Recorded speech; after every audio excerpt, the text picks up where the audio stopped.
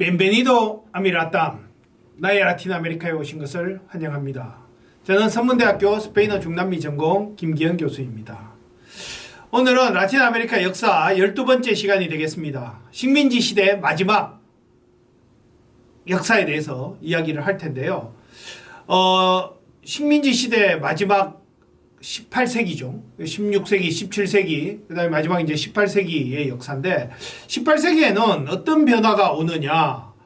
18세기에 있어서 식민지 시대에 가장 큰 변화를 가져오는 것은 스페인의 왕위 계승 전쟁이었어요. 스페인의 왕위 계승 전쟁에서 기존의 그 합스부르크 왕가가 물러나고, 부르봉 왕가, 프랑스 쪽, 합스부르크 왕가는 오스트리아, 헝가리 그쪽이고, 부르봉 왕가는 프랑스 쪽이죠. 그죠? 그 프랑스 쪽의 부르봉 왕가가 그 스페인의 왕위를 계승하게 되는데, 그래서 이 부르봉 왕가가 이제 스페인 왕가를 차지하게 돼서 또 와보니까 뭔가 먹을 게 많을 줄 알았는데 와보니까 완전히 빈 껍데기인 거예요. 아무것도 없는 거예요.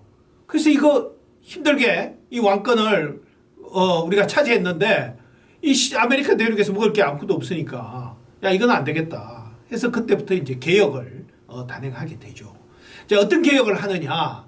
가장 중요한 것이 일단 왕권을 강화하는 겁니다. 그러면서 중앙집권을 강화하는데 이 식민지가 이 왕권이 제대로 이제 그 영향력을 미치지 못한다. 그러니까 뭐 세금도 제대로 안 내고 그 다음에 뭐 영국 애들이 전부 다 밀무역으로 다 뭐 여기다가 물건 팔아먹고 뭐 이러고 있으니까 도대체 여기서 뭐 세금도 제대로 안 그치고 뭐 이게 이익이 남는 게 없다 이거죠. 그죠? 오히려 군대 파견해서 그 군대 유지하는 데만 돈만 많이 들고 돈만 오히려 많이 잡아먹고 이 실질적인 이익은 없다.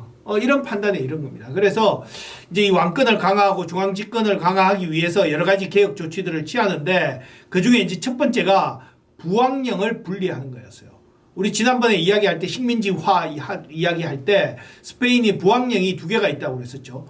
이게 누에바 에스파냐 부왕령이 있었고 그 다음에 남쪽에는 리마 부왕령이 있었고 이 부왕령이 두 개가 있었다고 그랬죠. 스페인의 왕이 있고 여기다가 이제 두 명의 부왕을 뒀었잖아요. 그죠? 그래서 그걸 부왕령이라고 하는데 두 개의 부왕령을 뒀었는데 여기 이제 누에바 에스파냐 부왕령은 뭐 그냥 그렇다 치고 이 남미의 리마 부왕령은 너무 크다는 거예요. 이 안데스 산맥 그 전체를 이 한 명의 부왕이 통치하는 건 너무 크다. 그래서 여기를 좀 나누자, 세분화하자. 그래야 왕권을 보다 더 강화하고 중앙집권을 강화할 수 있지 않느냐. 그래서 이제 부왕령을 1739년에 누에바 그라나다 부왕령이라는 거를 여기서 분리시켜요. 지금의 베네수엘라, 콜롬비아, 에콰도르 지역을 누에바 그라나다 부왕령을 분리시키고 그 다음에 1776년에는 아르헨티나 지역을 라플라타 부왕령을 또 분리를 시켜요.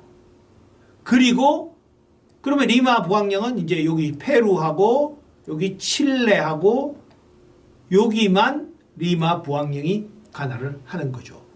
이런 식으로 부왕령을 세분화시킴으로써 보다 더 통치를 원활하게 하자. 그래서 왕의 어떤 그런 그 권력을 강화하고 중앙집권을 확실히 하자.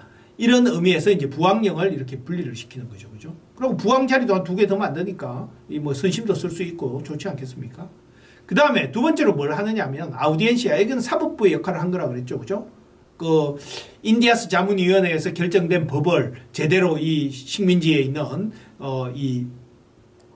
그 식민지에 있는 이 사람들이 정복자들이 제대로 지키는지 이런 거를 이제 감시하고 그 다음에 제대로 지키지 않는 사람을 처벌하고 하는 그런 기관이 아우디엔시아였는데 이게 이제 세월이 흐름에 따라 이 크리올로들이 많이 거기에 진출하게 돼요. 그럼 크리올로가 뭐냐? 크리올로는요 백인도 두 가지 부류가 있어요. 하나는 페닌슐라레스고 하나는 크리올로인데 페닌슐라레스는 뭐냐면 페닌슐라레스가 반도잖아요. 그러니까 반도에서 온 사람. 어디 반도 어디? 이쪽 이베리아 반도. 그죠? 여기 포르투갈하고 스페인하고 있는 여기가 반도잖아요. 이베리아 반도잖아요. 그래서 이베리아 반도에서 온 사람. 그러니까 스페인에서 온 백인들을 페닌슐라레스라고 하고 크리올로들은 뭐냐 하면 아메리카 대륙에 이미 300년 전에 200년 전에 그죠? 이미 그때부터 이제 스페인 사람들이 여기 오기 시작했잖아요. 여기 와서 살면서 여기서 자식을 놓고 그 대대손손 이어져 왔을 거 아닙니까? 그죠? 그러니까 그런 사람들을 크리오요라고 부르는 거죠.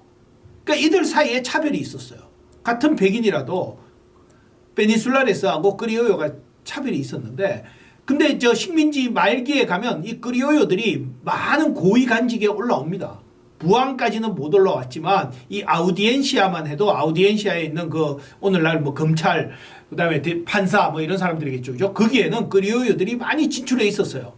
그러다 보니까 이 부르봉 왕가가 들어와서 보니까 이 크리오요들이 자기한테 유리하게 재판하고 자기한테 유리하게 뭐 기소도 안 하고 뭐 이러니까 이거 안 되겠다 해서 이 여기 있는 크리오요들을 다 몰아내고 페닌슐라레스로 대체를 다 해버립니다. 다 바꿔버려요.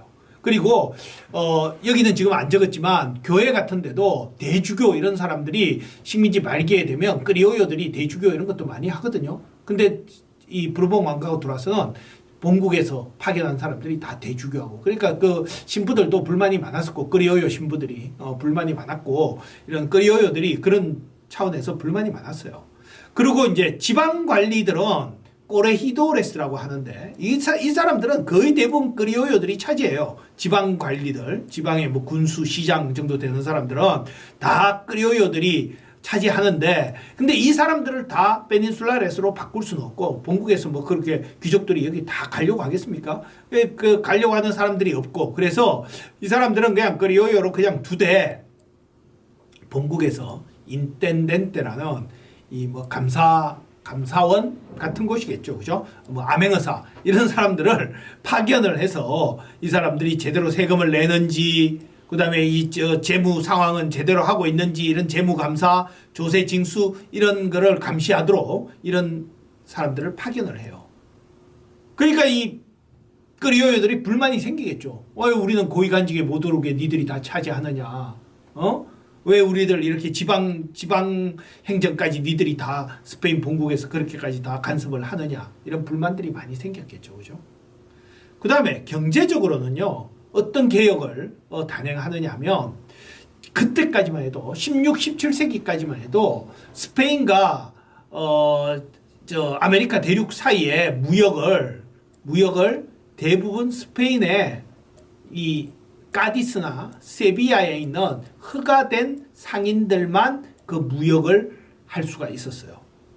그 사람들이 이제 무역 함대에 보호를 받아서 이 스페인 이쪽 물건들, 유럽에서 만들어진 그런 물건들을 싣고 여기 아메리카 대륙에 가서 그걸 팔고, 그 다음에 아메리카 대륙의 금과 은이나 나중에는 열대 작물들 이런 걸 실어다가 유럽에 가져오고 하는 그런 상업을 주로 이 허가된 까디스 상인들만 할 수가 있었어요.